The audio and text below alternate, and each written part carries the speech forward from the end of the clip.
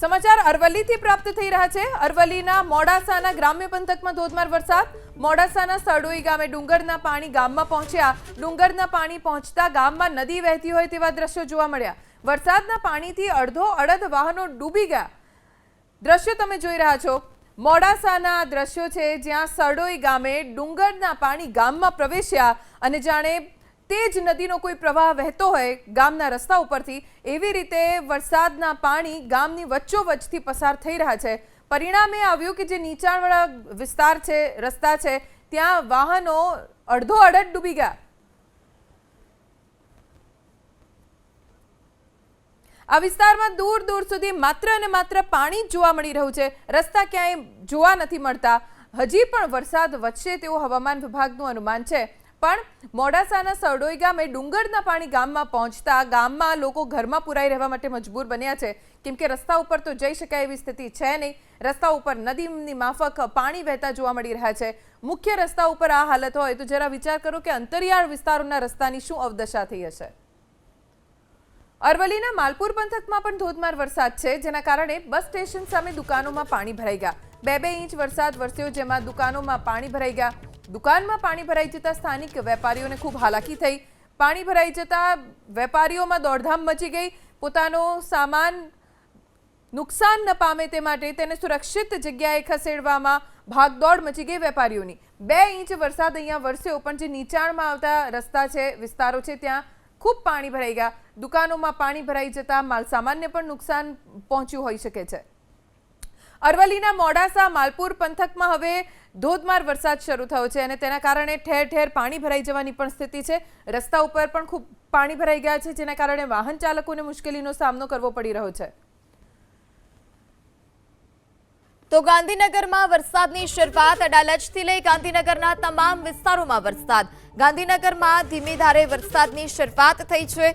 ગાંધીનગર શહેર અને જિલ્લામાં આજે હવામાન વિભાગે વરસાદને લઈ યલો એલર્ટ આપ્યું છે।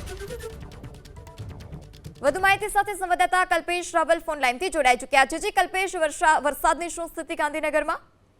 અત્યારે આ ગિફ્ટ સિટી જવાનો રસ્તો છે અને શાહપુર સાબરમતી બ્રિજ જે છે ત્યાં આગળ આપણે છીએ। સેક્ટર 7, 2, 6 ઇન્ફો સિટી એટલે કે ગાંધીનગર શહેર અને આસપાસના તમામ વિસ્તારોમાં આ પ્રકારે વરસાદી ઝાપટું જે જોવા મળી રહ્યું છે। રાજ્યભરમાં સિઝનના 20% જેટલો વરસાદ થઈ ચૂક્યો છે અને ગાંધીનગરમાં પણ વાદળછાયા વરસાદી માહોલ વચ્ચે અત્યારે આ ઝાપટું જે છે સાર્વત્રિક રીતે ગાંધીનગર શહેર અને આસપાસના વિસ્તારમાં અત્યારે પડી રહ્યું છે। અત્યારે આ ગિફ્ટ સિટી જવાનો રસ્તો છે। આ સિવાય પણ શહેરના મોટાભાગના જે સેક્ટરો છે અને આસપાસના ગ્રામ્ય વિસ્તારો છે, અડાલજથી લઈને ત્યાં પણ આ પ્રકારનો માહોલ જોવા મળે છે। કલ્પેશ, માહિતી બદલ આભાર। છોટાઉદેપુરથી સમાચાર મળી રહ્યા છે। કોઝવે ધોવાઈ ગયો। પાવીજેતપુર તાલુકાના જાપ પાણીબાર ગામે કોઝવે ધોવાઈ ગયો। પટેલ ફળિયા બામણ ફળિયા વચ્ચે આવેલો ટોકરવા કોતર પરનો કોઝવે ધોવાયો છે। કોઝવે ધોવાઈ જતા ગ્રામજનોને હાલાકી પડી। બોરધા, નાની અમરોલ, દેગલા, સજોલી ગામના લોકોને પરેશાનીનો સામનો કરવાનો વારો આવ્યો। કોઝવે ધોવાઈ જતા ગામના લોકોને હાલાકીનો સામનો કરવો પડ્યો। ઉપરવાસમાં ખૂબ વરસાદ વરસી રહ્યો છે, પરિણામે સ્થાનિક જળાશયોમાં નવા નીરની આવક વધી છે। પટેલ ફળિયા અને બામણ ફળિયા વચ્ચે આવેલો ટોકરવા કોતર પરનો કોઝવે, જેની ઉપરથી પાણી ફરી વળ્યા છે, જેના દ્રશ્યો આપ સ્ક્રીન ઉપર જોઈ રહ્યા છો। અહીંયાથી વાહન વ્યવહાર સદંતર બંધ કરવો પડ્યો। બંને તરફ રસ્તા ઉપર લોકો રાહ જોઈને ઊભા છે કે પાણી ઓછું થાય અને અહીંયાથી પસાર થવા મળે। ખેડાથી સમાચાર મળી રહ્યા છે। કપડવંજમાં વરસાદ પડ્યો, અનેક વિસ્તારોમાં પાણી ભરાયા। કપડવંજના ગ્રામ્ય વિસ્તારોમાં વરસાદ વરસી રહ્યો છે। જો કે ગ્રામ્ય વિસ્તારમાં સારો વરસાદ વરસવાના કારણે ધરતીપુત્રો ખુશ છે। કેટલાક વિસ્તારો કે જ્યાં રસ્તા ઉપર પાણી ભરાઈ ગયા અને વાહન ચાલકોને થોડી ઘણી મુશ્કેલીનો સામનો કરવો પડ્યો। કપડવંજના અનેક વિસ્તારમાં પાણી ભરાઈ જવાની સ્થિતિ જોવા મળી છે, પણ ગ્રામ્ય વિસ્તારમાં સારો વરસાદ હોવાના કારણે ખેડૂતો ખુશખુશાલ થઈ ગયા। અમરેલીથી સમાચાર। જિલ્લામાં ભારે વરસાદથી મોટાભાગના જળાશયો છલોછલ થયા છે। અમરેલી જિલ્લાના 10માંથી 8 જળાશય છલોછલ થઈ ગયા છે। શેત્રુંજી નદી પરના ખોડિયાર ડેમના 2 દરવાજા ખોલીને પાણી છોડવામાં આવ્યું. અમરેલીના ઠેબી ડેમના 6 દરવાજા ખોલીને નદીમાં પાણી છોડાયું. ધાતરવડી 1 ડેમનો 0.75 મીટર ગેટ ખોલી નદીમાં પાણી છોડવામાં આવી રહ્યું છે. આ તરફ ખાંભાના બારમણ ગામ નજીક રાયડી ડેમ છલોછલ થયો છે. સુરજવાડી ડેમનો 0.30 મીટરની સપાટીથી ઓવરફ્લો થયો છે. રાજુલાના ધાતરવડી 2 ડેમના 10 દરવાજા 0.60 મીટર ખોલીને તેમાંથી પણ પાણી છોડવામાં આવી રહ્યું છે.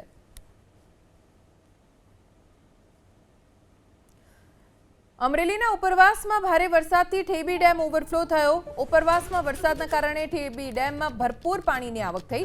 ઠેબી ડેમનું રૂલ લેવલ જાળવવા 6 દરવાજા 0.70 મીટર ખોલવામાં આવ્યા છે. પાણીની આવક ઓછી થતાં હાલ 2 દરવાજા 0.70 મીટર ખુલ્લા. ફતેપુર, ચાપાથળ, પ્રતાપપરા સહિતના ગામોને એલર્ટ રહેવા માટે સૂચના આપવામાં આવી છે. નાગરિકોને પણ અપીલ કરવામાં આવી છે કે તેઓ નદી કાંઠે ન જાય, નદી કિનારાથી દૂર રહે.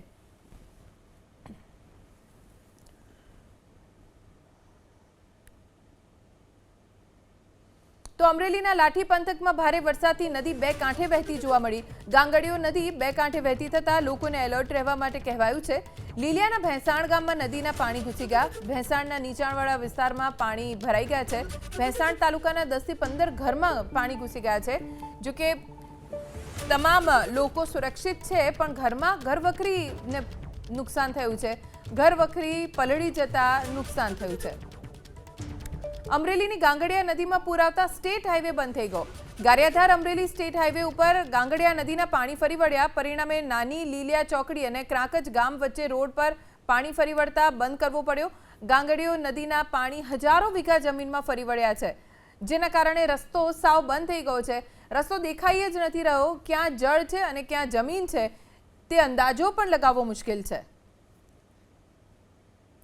ગાગડીયો નદીના પાણી આસપાસના વિસ્તારોમાં ફરી વળ્યા છે. પરિણામે સ્ટેટ હાઈવે બંધ થઈ ગયો છે. સ્ટેટ હાઈવે અહીંયાથી પસાર થતા લોકો મુશ્કેલીમાં મુકાઈ ગયા છે. જોકે વૈકલ્પિક કોઈ રસ્તો છે કે નહીં, હવે લોકો તેની પૂછપરછ કરવા લાગ્યા. ગીર સોમનાથથી સમાચાર. સૂત્રાપાડામાં વરસાદ વરસ્યો. સૂત્રાપાડા શહેર અને ગ્રામ્ય વિસ્તારમાં વરસાદ. પ્રશ્નાવડા, લોઢવા, સિંગસર, બળવલા, ધામળેજમાં વરસાદ વરસ્યો છે. ગીર સોમનાથ પંથકમાં પણ સવારથી વરસાદી માહોલ છે. સવારે વાદળછાયું વાતાવરણ હતું અને હવે વરસાદ વરસી રહ્યો છે. ત્યારે ગ્રામ્ય પંથકમાં સારો વરસાદ વરસવાના કારણે ધરતીપુત્રો ખુશખુશાલ છે. પ્રશ્નાવડા, લોઢવા, સિંગસર, બળવલા, ધામલેજ જેમાં વરસાદી માહોલ છે. સૂત્રાપાડા શહેર અને ગ્રામ્ય વિસ્તારમાં વરસાદી માહોલ છે. ગીર સોમનાથના તલાડા પંથકમાં પણ વરસાદ છે. તલાડાના ધાવા, માધુપુર, ગુંદરણ, ચિત્રોડમાં વરસાદ. એક દિવસનો વિરામ મેઘરાજાએ લીધો, પણ ત્યારબાદ ફરી એક વખત વાપસી કરી છે આ વિસ્તારમાં. સૂત્રાપાડા, તલાડા પંથકમાં સારો વરસાદ વરસી રહ્યો છે અને ગ્રામ્ય વિસ્તારમાં વરસાદનું જોર વધતા ખેડૂતો ખુશ છે. ગુંદરણ, ચિત્રોડ, માધુપુર, ધાવા આ તમામ એવા વિસ્તારો છે કે જ્યાં એક દિવસના વિરામ બાદ ફરી એક વખત મેઘરાજાએ વાપસી કરી છે.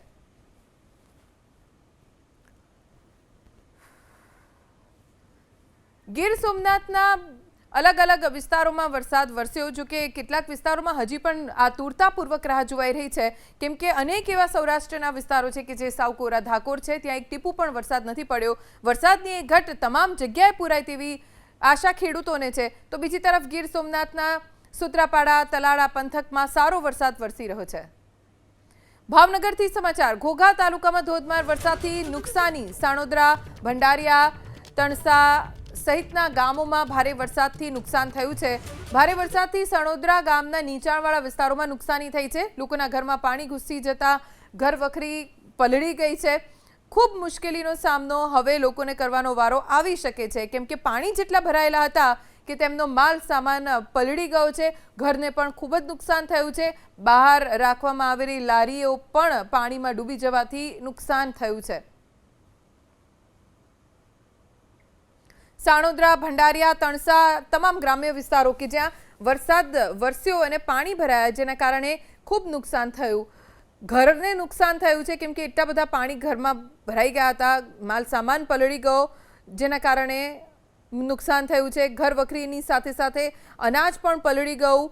ગરીબ લોકોને મુશ્કેલીનો સામનો કરવાનો વારો આવ્યો છે આ વરસાદના કારણે. જોકે અત્યારે તો પાણી ઓસરી ગયા છે. પાણી તો ઓસરી ગયા પણ સાથે સાથે નુકસાનીના નિશાન પણ મૂકતું ગયું. અન્ય એક મહત્વના સમાચાર પ્રાપ્ત થઈ રહ્યા છે. અમદાવાદથી પોશ વિસ્તારમાં સલામત હોવાનો શેખી મારતા સાવધાન. પોશ વિસ્તારમાં રહેતા હશો તો પણ સલામત હોવાનો કોઈ વહેમ તમે રાખતા નહીં. અમદાવાદ શહેરમાં અમદાવાદમાં 2 દિવસમાં વરસેલા વરસાદે આ સ્થિતિનું ભાન કરાવ્યું છે નાગરિકોને. શાંતિપુરા વિસ્તાર જ્યાં કરોડોના બંગલામાં રહેતા લોકો પણ મુશ્કેલીમાં મુકાયા છે. અમદાવાદમાં પડેલા વરસાદમાં અમદાવાદના શાંતિપુરા નજીક આવેલા ગોકુલધામ સોસાયટીમાં પાણી ભરવાની જે સમસ્યા છે તે જોવા મળી રહી છે. જો કે વરસાદે તો વિરામ લીધો છે પરંતુ આ આખી સોસાયટી પાણીમાં ગરકાવ છે. કરોડોના અહીંયા આગળ બંગલા આવેલા છે પરંતુ સ્થાનિક ત્રાહિમામ પોકારી ઉઠ્યા છે કારણ કે વરસાદે વિરામ લીધો છે પરંતુ તેમની જે સમસ્યા છે તે ઠેરની ઠેર જોવા મળી રહી છે. સાહેબ, કેટલી મુશ્કેલી પડી રહી છે કારણ કે પાણી અહીંયા તો ઓસરે જ નથી.